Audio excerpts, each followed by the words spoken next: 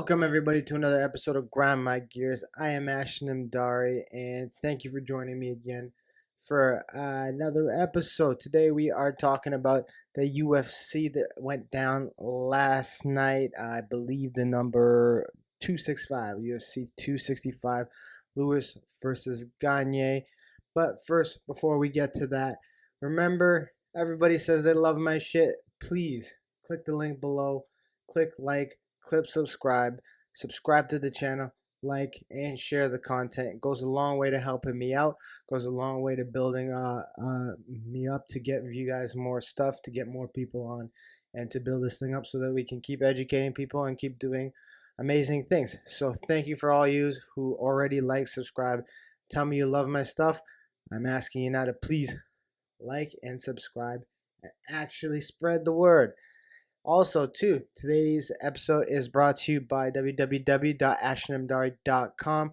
Log on there and you can get 20% off of your purchase. You can get some fresh new gear like this hat. We got the muscle tees for the summer out, and we have some brand new products coming out. Hopefully by the end of the summer, getting you ready for the winter. Some really good stuff I'm excited about. So use discount code Brown Privilege. Get yourself some of that privilege and get yourself 20% off. So use a discount code that's below, Brown Privilege, 20% off. Also, this episode is brought to you by www.rebeccagodfreyartistry.com. Rebecca Godfrey Artistry is an art and design brand with a unique prints, clothing, accessories to bring color into every area of your life. Her stuff is amazing. My whole home is outfitted with it, and can't tell you enough how much art and beautiful things that she has done. If you sign up for her newsletter on the website, so log on to www.rebeccagodfreyartistry.com, sign up for the newsletter, get yourself 10% off as well. So here we go. UFC 265, Lewis versus Gagne. So to be quite honest, before this event even started, the card top to bottom was not the most attractive card. So I wouldn't be surprised if when the pay-per-view numbers come out, it's not the highest selling pay-per-view ever. But nevertheless, it was still a pretty decent night of fights and some good action put together. First thing I want to say, shout out to the state of Texas. Full stadium, no one's gonna die. Get your shit together, the rest of the world. Hell, Tokyo Olympics, Japan. See, that's how it's fucking done. That is how it's done. The blueprint was set out for months and months and months and months how to hold a big event and nobody died because of the virus. Well, lo and behold, they did it again. I don't understand why we have such a big sporting event like the Olympics and we couldn't follow suit and have fans in there just like that. You guys dropped the ball on this. The IOC, again, is the most corrupt organization in the world. Shout out to the UFC for putting on another show with fans and giving people what they want to see. Now, that being said, let's get into the card.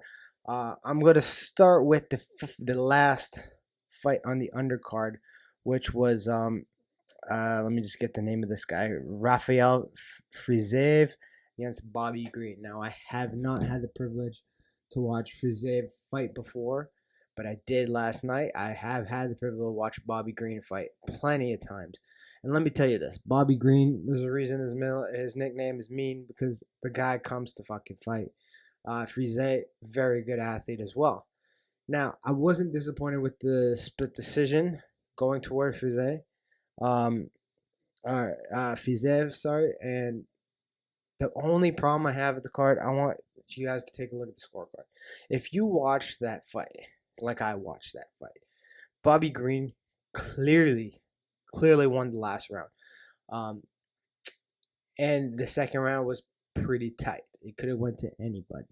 So I'm not mad that it went one way or the other way. What I'm mad about is the judge, the last judge who scored that fucking fight, 30-27. 30-27. Who the fuck is this judge, and what the hell was he watching? Because Bobby Green clearly took that last round. That is a ridiculous score, and that is exactly why the sport needs to transition away from this system and that forget about the 30-point must system, that the 10-point must system, sorry. That is why we need educated judges, because whoever was watching that fight, it was uneducated. Bobby Green clearly won the last round easily. I'm not mad that it was a split decision. There's no way that scorecard was 30-27. Now, to end this about this fight, great fight all the way around. Good show put on by both guys. Like I said, close fight, so I wouldn't be mad if it went either or other way, but definitely not a 30-27 fight. But congratulations to Frise.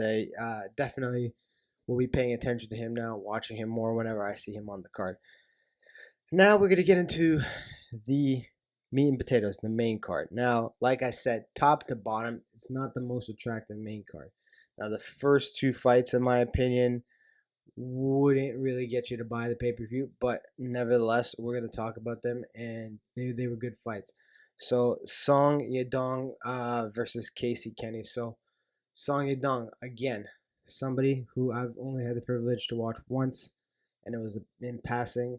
Casey Kenny, I've seen him fight before. He fought Dominic Cruz. He actually put on a damn good fight against Dominic Cruz, and he did so again tonight, or last night, sorry. Very talented athlete. Now, I think he's just missing a few key aspects to his overall game, but that was a hotly contested fight. Both of these guys can compete in that division. Now, unfortunately for Kenny, he's got 2 losses in a row, but 2 losses in a row to very good guys. So I hope that's not held against him, because it would be extremely ashamed to see this guy have to go back to the regional promotions because he had 2 tough fights. That's all it was. He had 2 tough fights against 2 really good guys, both close fights. They were by no means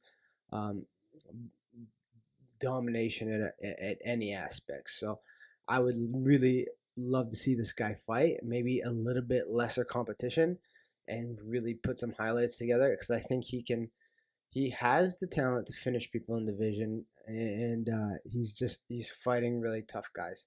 Song Yadong now, hey, 23 years old. The kid's a stud. He is a stud. I think he has only to go up from here. When I see a younger fighter at 23 being a fighter myself, I just hope that he doesn't take his licks in the next 2 years. So I hope that his coaches and the people around him and his management team really do a good job. I wouldn't say protecting him, but getting him ready for these competitions and training him well, so that his brain is able to continue to put together these performances and not take a beating so young in his career. Before I move on from that fight, I'll give you a good example of what I mean. So, by no means is this guy's career done. Rory McDonald's career is not done. He's still fighting at a very high level. But when he was that young, I remember his first fight in the UFC, I think it was against Carlos Condit. Like, come on, man. That's a tough fight for your first fight in the UFC against Carlos Condit. And he got beat up in that fight. And he took licks. And throughout his career, he's had great fights where he's dominated guys, and then fights where he had to put in work. And then you kind of notice when he got to Bellator and some other organization, I think he's at PFL now, he's not able to take the same amount of punishment, but he still have the high skill level. So I'm just hoping Song Yadong takes a little bit of the blueprint from what Rory did, and kind of just, very carefully pick his fight and not take too much punishment. I think he's 22, 23 now. Start taking that punishment maybe when you're 26, 27, so that you can push into your 30s and if you're good enough to get a title shot, really retain the title into your 30s. But I just don't like when you have these extremely young athletes and they're in a lot of wars while they're young. So I'm hoping that with his talent, they do well. But also to the UFC doesn't give a fuck. So if they can make money off the guy, they will make money. The next fight was Angela Hill and Tisha Torres. Now, this is not a showstopper. Let me just take a sip. Yeah. Not a showstopper fight. You're not buying the pay-per-view for this fight. Now, no offense to any of these women, talented fighters, but I never would see Tisha Torres competing for a title. And Angela Hill, I wouldn't see competing for a title now either. That being said, the fight went the way I thought it was. I've seen Tisha Torres fight a bunch, and while her technique is crisp and everything, she does everything relatively well. She doesn't finish that much. She's not very dynamic, and like she won yesterday very dominantly against Angela Hill, but there's nothing in there that shows me she's going to be more than a gatekeeper from right now. Um, I think she has to really start taking risks in her fights, more calculated risks, and try to finish some girls, because that's the only way she's going to get to that next level again and compete with some of the other girls in that division, and the ones at the top of the division are monsters. I think we got Joanna and a bunch of others. They're monsters, and she's gonna have to start taking some more risks with her skill set and trying to finish girls. Now on the other end, you have Angela Hill. I'm gonna be honest, I wasn't a fan of hers to begin with. She got in the UFC with She was in the UFC with less fights than I fucking had, and so it's not a jealousy thing at all. It's just she didn't have the experience, and it showed. And to her credit, she has quite a long way to being a quality professional women's fighter, and she has done well for herself. Now, I think the missing part of her game is that she doesn't have a definable characteristic to her game. So I would like to see her. If she can really pick something, whether it be stand up, wrestling, or striking, and really hone in on it towards this part of her career and make it dominant, she's actually a fantastic athlete. She's actually a really good athlete and a really athletic woman fighter. So she can actually do well if she picked an area of MMA to really be feared in. So she's not feared in any aspect. Nobody fears her ground game. Nobody fears her wrestling. Nobody fears her striking. So if she was to just kind of hone in on one area, she can actually be a very dangerous competitor. And I mean, her record is not stellar, but if you look at people with similar records like her in the men's divisions, those are the people that people love to watch. She's very similar, in my opinion, to a Nate Diaz in terms of her record and what she does. Nowhere on the same skill level, but if she can start putting together some really defining wins using a particular skill set or a particular style of fighting, she could be the woman's Nate Diaz. People would tune in just to watch her fight because she's athletic. She's got character. She can talk. She's good on the microphone. And also she's very talented and athletic. So I mean, she's got a long way to go, but it's not over for her yet. But hey, anything can happen in the UFC. So now we move into the three fights that I found super interesting, and they were great fights. This was the part of the card where if you're an MMA fan, this is where you got on the edge of your seat because the action's about to start. So you had Vicente Luque versus Michael Chiesa. What a sleeper fight! This can be a headliner on any card, even a UFC pay per view.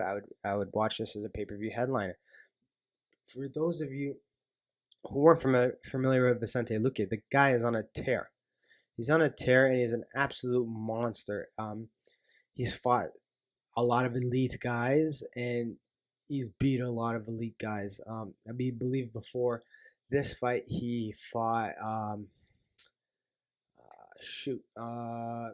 Tyron Woodley. He fought Woodley, and he put Woodley to sleep. He did a great job against Woodley, and he's had many great wars too. The fight that really started turning my head towards him was against Brian Barberena when he fought Brian. Now, I had the pleasure when I was in Arizona training with Brian, so I know how tough that guy is.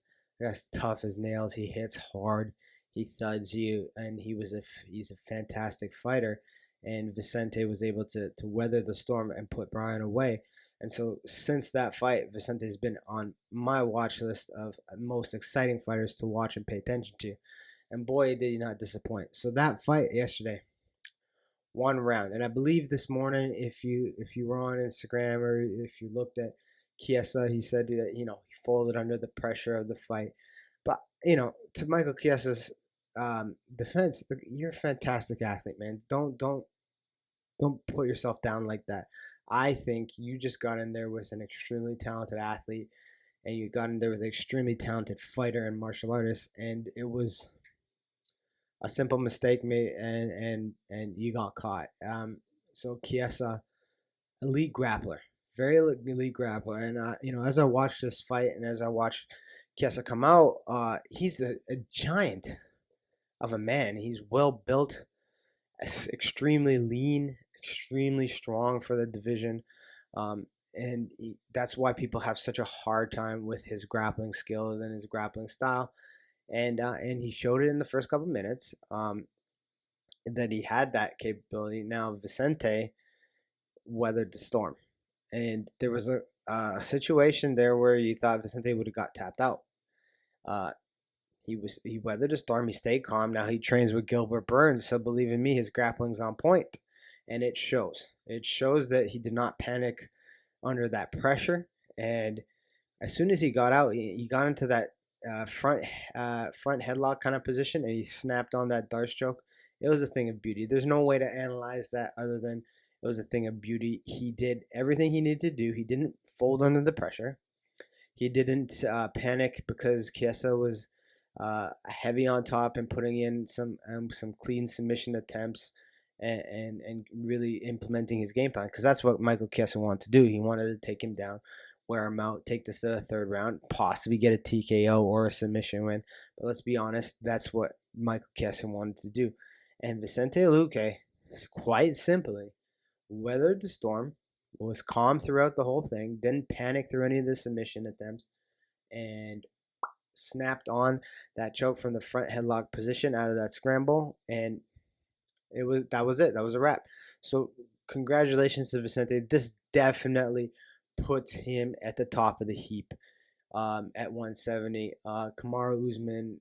Now I'm beginning to wonder if they did train together a lot, because I think they're from the same team at Sanford MMA with Henry Hooft. But even if they were, he is in the title picture. I think after Kamaru fights Colby, I think that's the next logical fight. Vicente could probably step in there on short notice if there was an injury. If not, he's ready to go. I think another win, and he's definitely the top contender in that division for 170. Feed him a big dog and let's go. I think he is stellar. Hell, I would even like to see him fight his teammate Gilbert Burns. That would be fun. I don't know if they'll do it, but that camp is producing some amazing 170ers, and hell, it makes me, as a local show 170, not want to fight at the 170 division anymore, because the talent that they're showing coming out of that division. So fantastic fight. It only lasted 1 round. I would have liked to see it go more, but you can never argue with a finish. Vicente Luque is definitely somebody to watch and somebody to keep an eye on for a title now and the title in the future. Next fight, co-main. So we had, I believe it was Pedro Munoz versus one of my favorite fighters, Jose Aldo. Now, I think John Anik said this when I was watching the fight in the commentary, that he gets starstruck by Jose Aldo. He sees a lot of fighters during the week. He interviews a lot of fighters, but Jose Aldo is still one of the only guys that he gets starstruck by, and rightfully so. Jose Aldo, I've been watching since the WEC, and despite his loss of a couple fights and not being the champion anymore, still one of my favorite fighters. Still one of the best in the world.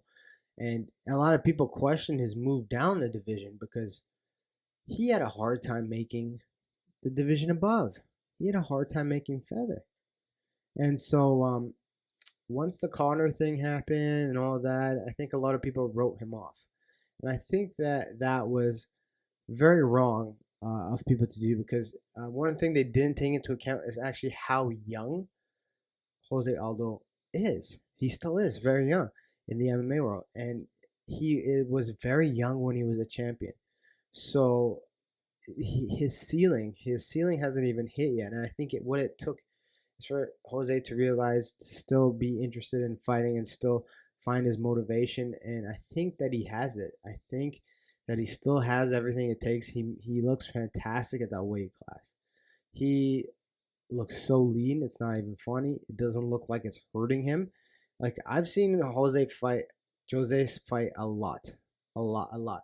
And when he was at the weight class above, he looked worse physically in condition.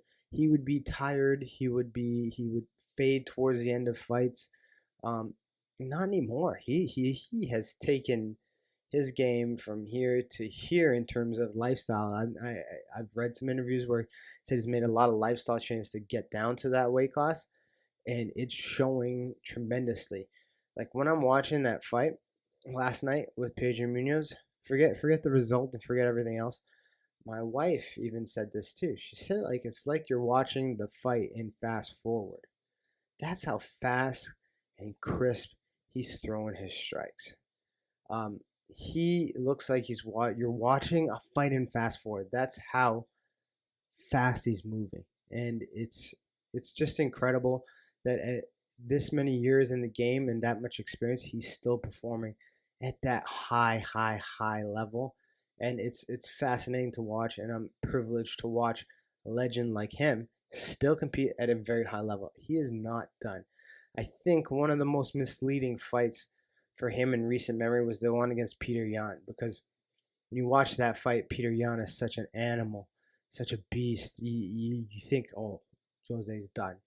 But no, he just ran into another animal. And I think that if you can give Jose some chances to fight some top quality opponents and he can keep doing this, you are looking at a guy who can possibly take that title back and walk away into the sunset as a champion with a championship belt. If I'm Jose Aldo, I'm his team, I'm his management, we're getting him back into that position, and then we are winning that title if we can and getting the fuck out. That's the strategy, and he certainly has that potential. Striking looked on point. Everything was great. I did want to see him use more leg kicks, because when he did use the leg kicks, especially towards the end of the fight, he was using them more. Boy, did it fucking hurt. It's something that he has been missing in his last, I would say, 5 to 7 performances. He has kind of shied away from his leg kick game. But that being said, you can't be mad at the guy. He is a legend, and he took care of business last night and took care of it quite handily. But also shout out to Pedro Munoz. That was a great fight. That was a hard fight. He responded well to everything. He was just outclassed by a better fighter last night. But Pedro Munoz stood in there for all 5 rounds, was competitive for all 5 rounds, and hands down he can step in there with anybody in the division. And Pedro Munoz, don't sleep on him. 2-3 wins, he's back in that mix for that title. Maybe even less than that if he puts together some exciting wins, which I know he can do.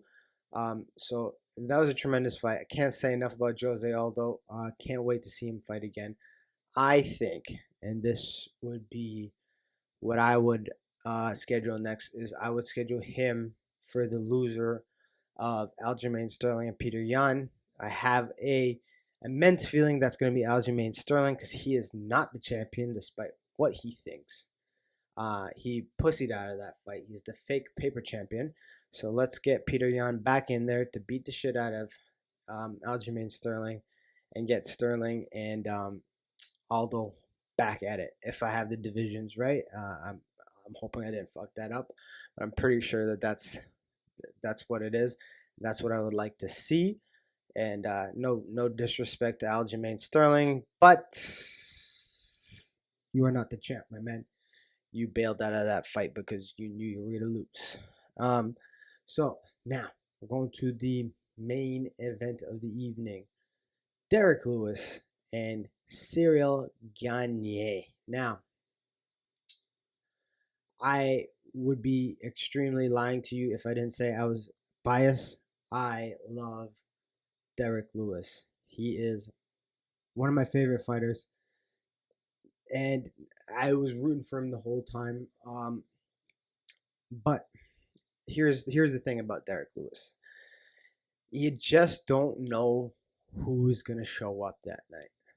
You don't know if it's gonna be the Derek Lewis that's gonna knock people out to Kingdom Come, or if it's gonna be the Derek Lewis that sleeps for 3 rounds and then finishes Volkov with 30 seconds left, or sleeps for all 3 rounds against Ngannou. That is the biggest issue with Derek Lewis. Not There's nothing else that's an issue with him in terms of his mentality, but that is the biggest issue. You don't know who's going to show up. And the other issue with him is he's not well-rounded enough of a fighter to not be able to show up. So what I mean by that is his game is extremely limited. He's got that right hand that when it touches you, you die. Like, you literally die. He's got a right hand, and if it touches your face, you die. But he's not skilled enough on the ground with his jiu-jitsu yet or his wrestling so that he can have nights like that where he takes a couple rounds off. And yeah, you can't do that. So there's other guys in the heavyweight division who can do that. For example, Stipe Miocic. Stipe, extremely good wrestler, very polished striker as well. He can kind of take some time off in some rounds and still get away with it because he has the wrestling pedigree. He has the crisp striking. He has more than one tool. Whereas Derek Lewis, let's be honest, he has one tool, and it's really damn good. So it just looked to me like in the first 2 rounds, it just looked like he wasn't all there. He wasn't all there. He mentally wasn't there. I don't know if we're going to see some stuff come out where he was injured or something happened, but he wasn't there. And I'm not trying to discredit Ciryl Gane yet, but I'm going to get to him in a second. So Derek Lewis wasn't all there, and he just was too hesitant to close the distance. He didn't want to close the distance so he can land that right hand. And then he didn't want to close the distance to land that right hand, but then he didn't want to grapple either. He didn't want to close the distance to grapple and to take him down. Now, Ciryl Gane. Now, let me be quite honest here. It's the first time I've seen him fight. Very first time. I've seen highlights, but I haven't seen him fight live. And I haven't seen the entirety of his fights. And boy, oh boy, was I impressed. This guy is a tremendous athlete. And for someone who's only been training MMA for 3 years, 3 years, guys? Holy crap. He is very talented. He managed the distance extremely well. He fought an extremely educated and smart fight. He looked like a veteran of 40 fights, not 9. I believe he's had some amateur, but we've all had amateurs. So if you add it up, you get a bigger fight count.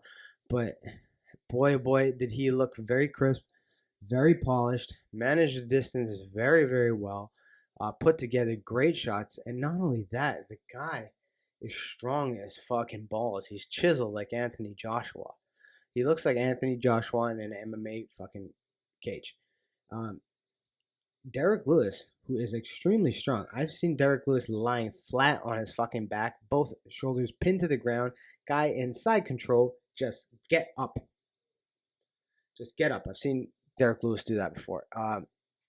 Ciryl Gane held his ass and made him realize he couldn't grapple with him. He couldn't take him down. Couldn't do nothing. Ciryl Gane is a freak athlete, super strong, really great striking. And the part of this fight that was most impressive is his footwork. Boy, oh boy, does he have great footwork. He moves. He's constantly moving. He's constantly moving laterally. He's doing all the right things a very veteran fighter would do. And he picked Derek Lewis apart, and he beat him up. And it hurts me to say that because I'm a Derek Lewis fan. But as a joke, when the fight was over, And my wife was like, "Oh, that's sad because we both like Derek Lewis." I was just like, because Derek always posts on Instagram. I'm like, yeah, well, he's okay.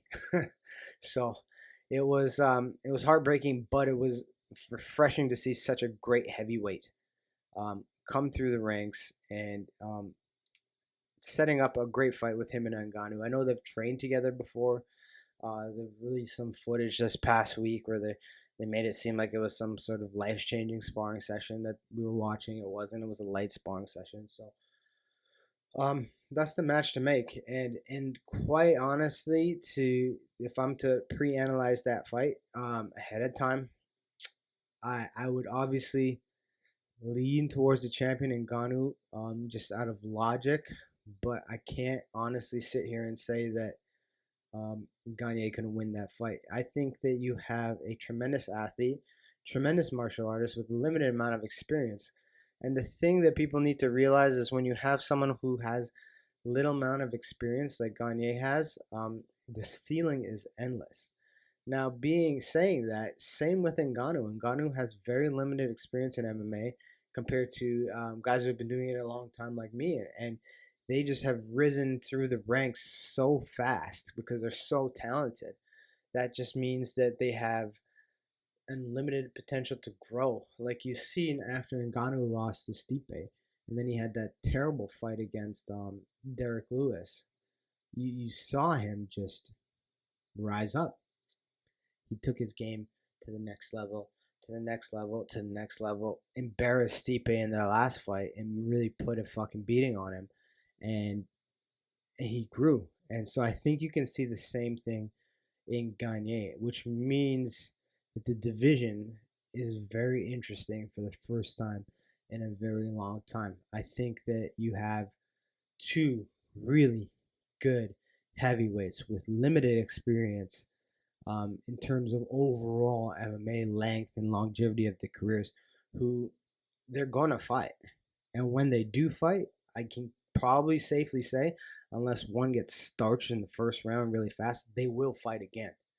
And they will get better. So if Gagne loses, he will get better. And Ngannou has already shows when he loses and faces adversity, he gets better. And to be honest, both of these guys, if they can add good wrestling and good jiu-jitsu, not make it their main thing, but just add it so that they're prepared against it, you're looking at, for the very first time in a long time, elite heavyweights, elite technical heavyweights. So it's very interesting to see this happen. I'm a fan of Gagne now. I'm looking forward to his next fight. I'm going to go back and watch his previous fights because he did so well. I want to go and see what he was doing before. And I think for the very first time in a long time, we have a heavyweight division with 5 guys that can be extremely entertaining. You have the champion in Ghana, yes, Cyril Gagne. Don't count Derek Lewis out. As long as he can stay mentally sharp, he will be back and he'll be knocking some people out. You got Stipe Miocic. Don't sleep on him. Just because he got knocked out by Francis doesn't mean he's done. He's still one of the baddest men in the world, and he will come back. And you have John Jones as well, who's moving up to the heavyweight. We're waiting to see on him. But you have top 5 exciting fighters, exciting heavyweights. It's a great time for the heavyweight division, and I'm excited to see some of those fights unfold and come through. And hey, so to wrap this up, while it wasn't the most exciting UFC pay-per-view, it was a great pay-per-view. I think it showed a lot. It was a breakthrough moment for French MMA, and it was a breakthrough moment for Cyril Gagne, very young, up-and-coming heavyweight, interim heavyweight title, which, okay, before I finish this, the fact that it wasn't even an interim belt was bullshit. Ngannou showed that he is the clear champion. But saying that, it was a contract dispute for those who don't know. Ngannou had a contract dispute with the UFC. They probably said, fuck you, we're not going to give you that money.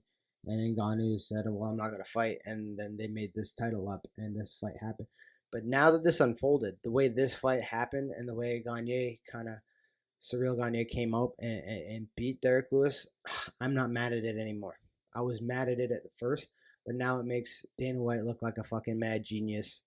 So shout out to Dana White, because I think a lot of people were critical of this being an interim title fight, and it was definitely a worthy interim title fight. So that being said, thank you for watching my breakdown of this event. I'm looking forward to doing another one. I know that everyone said the last one I did, it was too short. They wanted a little longer, a little bit more analysis, and a little bit more breakdown. So I gave it to you guys today. I don't want to make it too long and dwell on certain things, but let me know what you think. Leave comments. Please like, share, subscribe. The more people that subscribe to the channel, the more people that like and share, the more content I can produce and the better I can do at this, and the more stuff I can bring to you. So thank you again. This is another episode of Grind My Gears. I'm Ashton Amdari. Peace out. Have a great day.